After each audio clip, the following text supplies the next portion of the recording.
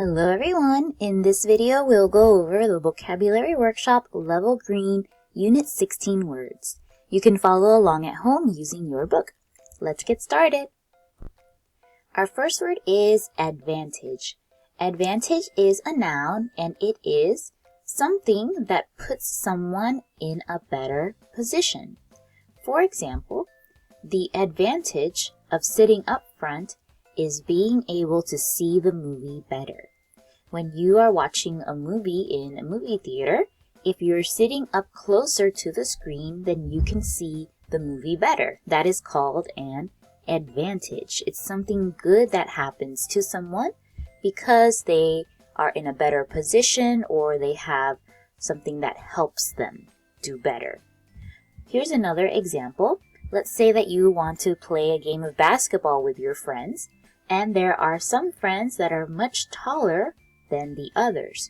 Then we can say they have an advantage when playing basketball because they are taller. When you're taller, you can reach the hoop much easier than if you're shorter. So that's called an advantage. In this picture here, you can see there are some people are pushing cubes, and this person here is pushing a ball. Of course, a ball is round, so you can push it much easier than these cubes. So we would call that an advantage. He has an advantage in this race because the ball is easier to roll than the cubes. Some synonyms of advantage are benefit, gain, edge, and asset. Some antonyms are disadvantage and drawback. And another advantage that maybe you have is speaking 2 languages. If you can speak 2 languages, that is an advantage when you are trying to find a job in the future. Our next word is ambition. Ambition is a noun and it is a strong desire for importance or success. And desire just means want. You want something very strongly. So when you have ambition, it means you want to do something or you want to become something in a very strong way. For example, my ambition is to be an excellent artist. So in this sentence, this person wants to be a very good artist. That is the thing that they are working to achieve, the thing that they really want is to be a good artist. I can also say, he showed great ambition by practicing piano every day. Maybe his dream is to become a famous pianist in the future, so he practiced every day so that he can become better. We would call that ambition. And here, her ambition is to become a doctor one day. It's the thing that she wants to do, so she's working hard to get there. That is ambition. Some synonyms are aim, aspiration, and goal. And there is no antonym for this word. Our next word is defiant. Defiant is an adjective and it means showing strong resistance, willing to challenge or confront. So someone who is defiant does not listen. They don't want to do what other people are telling them to do. They want to do what they want to do. Let's look at the example first. The defiant team member refused to listen to the coach. So in this sentence, think about a soccer team, and there is a coach that is telling one of the team members what they need to do. But that team member is defiant. That team member doesn't want to listen. So that is called defiant. You can describe people who don't want to follow the rules as defiant. In this example here, I can say the defiant child refused to follow the school rules and kept throwing papers at the other students. So as you can see, someone who is described as defiant is not very good. They don't follow the rules, they don't listen to others. So this is not a good adjective to describe someone. It's for people who are not being very nice. Here too, I can say, she gave a defiant look when her mom told her to finish all the food. So you can see she doesn't want to finish all of her food and she's making kind of an upset face. So we can say she's being defiant. We can also use defiant to describe animals. For example, I can say, the defiant dogs refuse to walk slowly. Maybe this woman here is walking these dogs and they're pulling very strongly on her. Even though she's saying stop or slow down, they're not listening to her. So we can say they are being defiant. Have you ever been defiant before? Some synonyms are rebellious, disobedient, and uncooperative. Antonyms are submissive, cooperative, and obedient. Our next word is fearsome. Fearsome is an adjective and it means frightening or alarming. So anything that you think is scary, you can describe it as fearsome. For example, that horror movie was quite fearsome. Have you ever seen a scary movie? Remember, horror just also means scary. And the movie made you want to scream or close your eyes, then you can describe it as being fearsome. I can also use fearsome to describe things like really bad storms. I can say, the storm made a fearsome sound as it shook the house.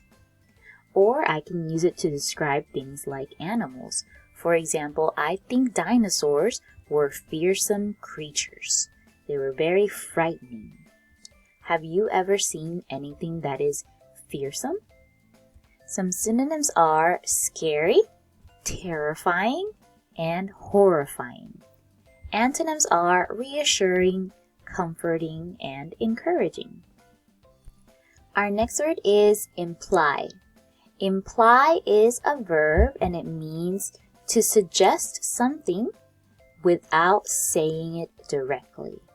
So basically, you are showing something, but you are not saying that thing. Let's look at the example. Their kind remarks imply that they want me to join in. So let's say that you are at the park with your friends, like this, and the three friends, let's say these three here, are all playing together, but then they start to say kind things to you. Remarks are just words. So maybe they tell you, oh, you run very fast, or wow, the sandcastle you made looks really good. So their kind words show you, when you imply, you show something that they want you to play together with them. So that is the word imply. Someone is showing you what they really want or what they think without saying that thing. I could also say here, the teacher implied that there might be a surprise quiz tomorrow. Maybe your teacher didn't say, tomorrow we will have a quiz or tomorrow we will have a test, but your teacher said, you should study vocabulary tonight, just in case. So she is implying, she's trying to show you that there is a surprise test without really telling you that there's a surprise test. In this picture here, you can see that the people are lining up, and where do you think that they need to go? Just by looking at them. Usually when people are standing like this with their knees together and their arms on their legs, it means that they need to go to the bathroom, right? So when you stand in this pose, it implies that you have to go to the bathroom. I could also say, she didn't say it, but she implied that she was upset. Maybe your friend didn't say that she's upset, but she looks sad, and maybe she said something like, oh, I didn't like the words that you said to me. So we can guess that she is upset. So anytime someone implies something, they are showing their real feelings and you are guessing what they maybe want to say. Some synonyms are hint, and indicate. And antonyms are declare, state, and announce. Our next word is merit. Merit is a noun, and it is a quality that deserves praise. So remember, this word quality is things that someone has, like maybe they are kind. Kindness is a quality. Maybe they are smart. Maybe they are honest. So all of these things, we can call them qualities that people has. And when someone has merit, we think that this quality deserves praise. So it means people should celebrate it. People should say it's good. That person should get something because of their good quality. The example says, the chief merit of the book is its surprise ending. So chief means the top or the most important. So the most important quality, but not just quality, good quality, the most important quality of the book is the surprise ending. So that's the thing that this girl reading the book thought was something that was really good and everyone should talk about and celebrate when reading this book.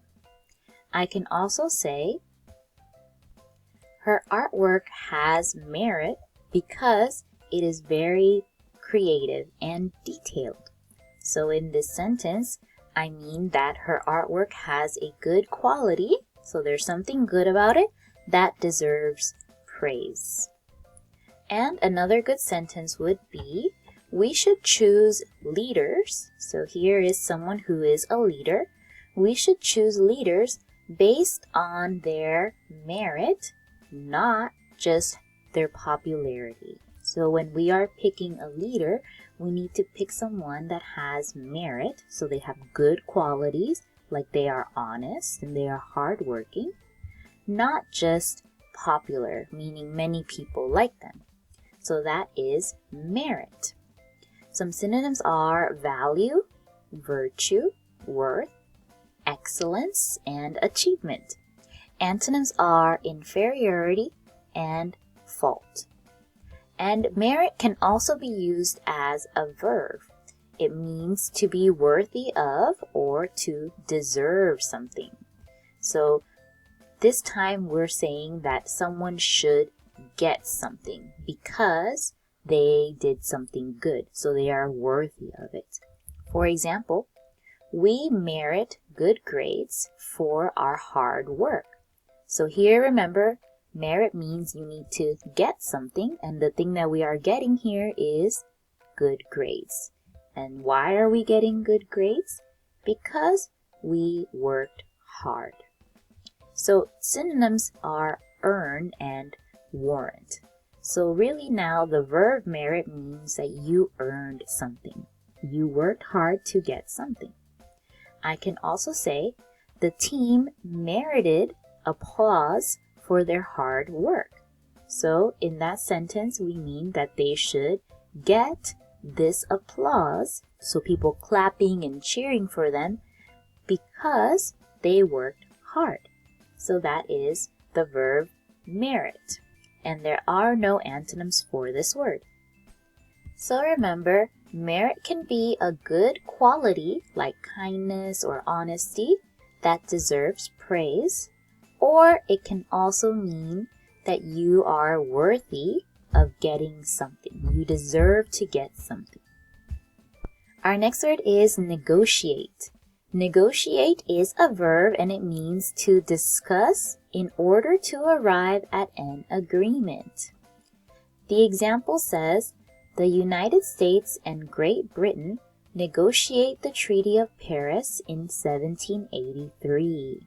This sentence is a little bit difficult, but let's think about it as there are two sides. Let's say that over here is the United States and Great Britain is the UK. So let's say they are over here and they are talking together, because remember, negotiate means to discuss. So they are talking and they hope to agree about something. That is negotiate. When they both tell what they want, so this side talks about what they want, this side talks about what they want, and then they agree about what they should do in the middle. So that is negotiate. A better example would be, I negotiated with my dad to get more TV time. So maybe this little boy said that he would finish all of his homework and he would clean his room and he would help mom cook dinner. Then after he did all those things, he wanted to watch more TV. So he told his dad the things that he wanted to do. Maybe dad also said something he wants the little boy to do. And then they agreed. When all of those things are finished, then you can watch TV. I can also say something like they negotiated over which movie to watch until they both agreed. So maybe he says, I want to watch this movie, and she said, I want to watch this one, but it's not the same movie. So they needed to negotiate. They needed to either find a different movie, or one person agrees to watch the other movie, and maybe they can see this other one next time. So that is negotiate. Basically, there's a problem, and the two people or the two sides need to find a solution. A synonym is debate, and there is no antonym for this word. Our next word is purify. Purify is a verb, and it means to make clean and free of dirt or pollutants. So when we purify something, we are cleaning it. For example, we need to purify the dirty water so we can drink it. So when we are purifying it, usually it starts out dirty like this. Maybe it has some dirt and other bad things in it. And then we do some steps to purify. We are cleaning it. Usually we put water inside of a filter. And a filter often has some rocks and other items inside that trap the dirt and only let the clean water go through. So that is purify. We also can purify things like air. Maybe you have an air purifier like this at home where the dirty air goes in, and then inside there is a filter for air that traps all the bad dust and lets clean air come out.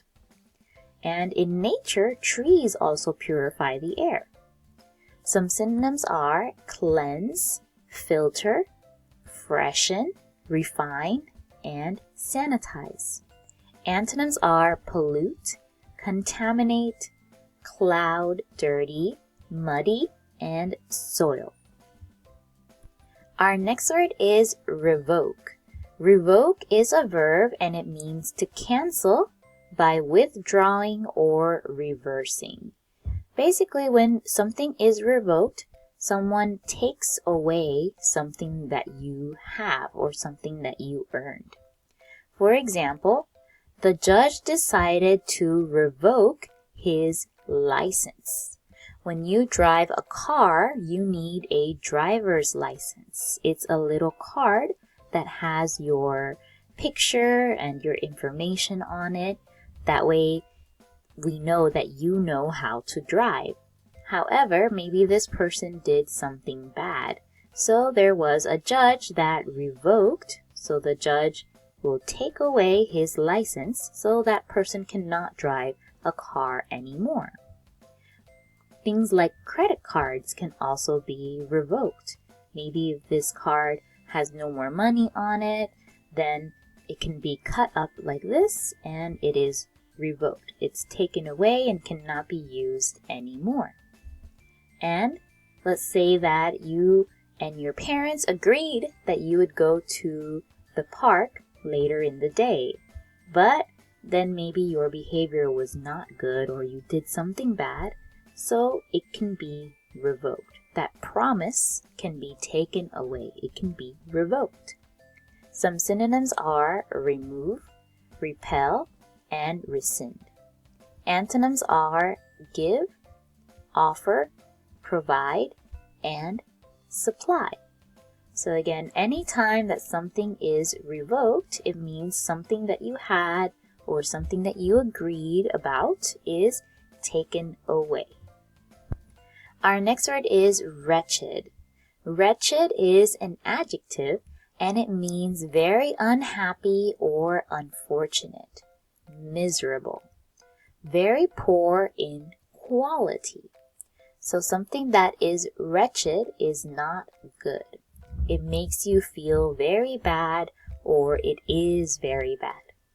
The sample sentence says, "We felt wretched about the terrible accident." So imagine that there is a car accident that's very bad. How would you feel about that accident, especially if it was your fault? If you're the one that caused the accident, then maybe you would feel wretched. You would feel very unhappy, very miserable. You don't feel good about it. Another example I can say is, she felt wretched after hurting her friend's feelings. Maybe this girl said something that was a little bit mean to her friend, and now her friend is sad and crying. So she feels wretched. Maybe she didn't want to hurt her friend's feelings, so now she feels unhappy, she feels bad. I can also say, I feel wretched after eating a lot of fast food. If I eat a lot of things like hamburgers and pizza and potato chips, a lot of junk food, then my body feels wretched. It feels very poor in quality. It's not good anymore. Some synonyms are depressed, dejected, inferior, and dreadful. Antonyms are happy, pleased, elated, great, and superior. So wretched is a good adjective to use when you want to say you feel bad or something is not good in a very, very strong way.